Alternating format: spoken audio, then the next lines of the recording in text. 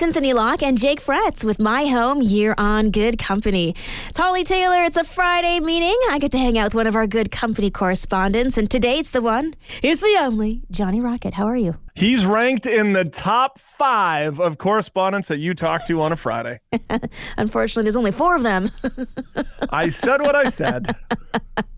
Oh, how you doing? I'm very well. Thank you for having me on. I feel like I'm 7 espressos in and I am ready to, whatever you're throwing out at me, I am ready to give you some answers. Perfect. See, that's the sign of a parent right there when you say, I've had a lot of coffee. I think I can manage this. That's probably the reason why you could tell I am a parent, because I've had a lot of coffee. Yeah, exactly. Can you have one without the other? I'm not sure these days because it is a challenge. Yesterday was supposed to be National Parent Day off, but we don't get days off.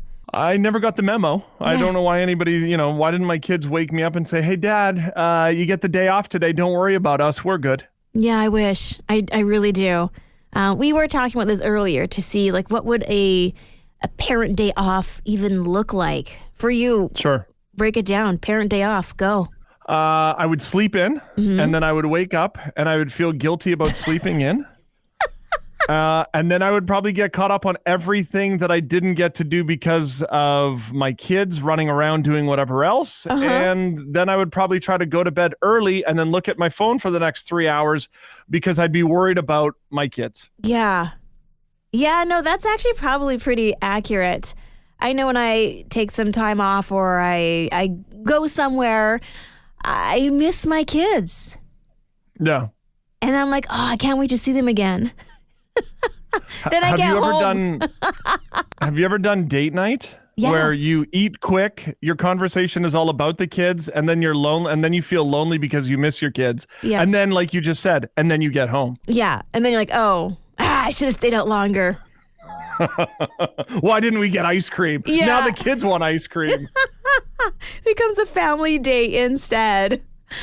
Oh, exactly. Man. But we're definitely in one of those seasons of change. We've got fall kicking off, next week already, officially, and a parent day off would be nice. But I find that the fall season seems to be a bit more of a slowing down, a bit more of an opportunity to rest a little bit more.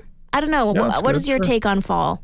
Well, if you think about it, because we don't get enough summer, and so then when fall comes, it's like, okay, we're starting to get ready. We're going to get the cozy cup of coffee or tea, and then we're going to get the nice, snuggle up in front of the fire. And then winter comes, and it's too cold to go anywhere anyways, and that's why we stay inside. And then we get busy again come spring and summer because all we want to do is get out. Yeah, exactly. Then we're exhausted by the time fall rolls around. Oh, it's just a vicious cycle.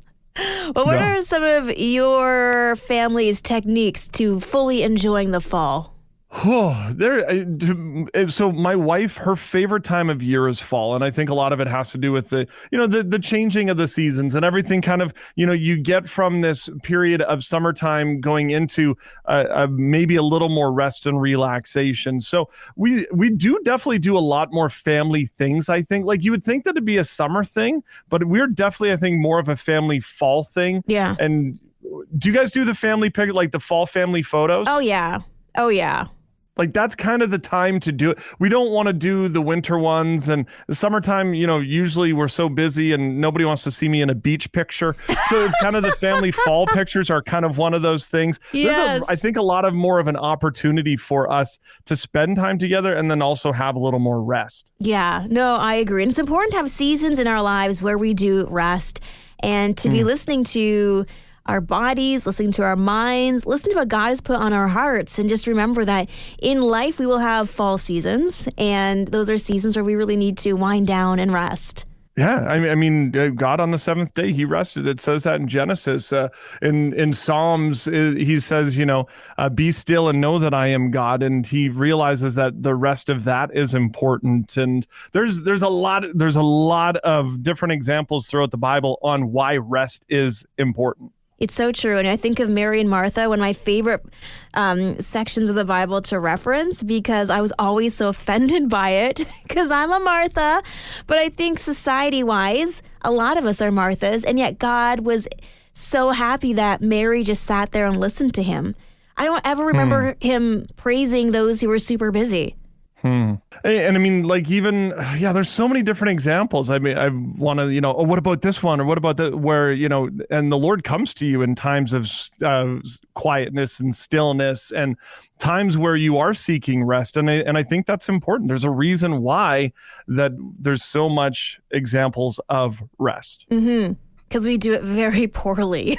We're terrible. We are so bad. So bad.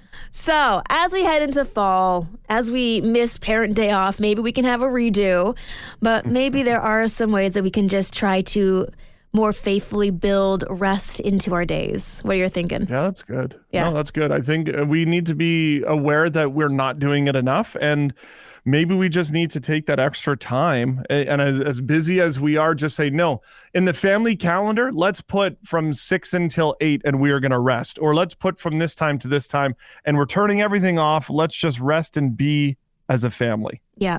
Beautiful. I love it. Good luck as your family goes from summer to fall. May the sweaters be large and the bellies also full of all the comfort food that inevitably you want to work off. And may you indulge in a pumpkin spice something. Amen.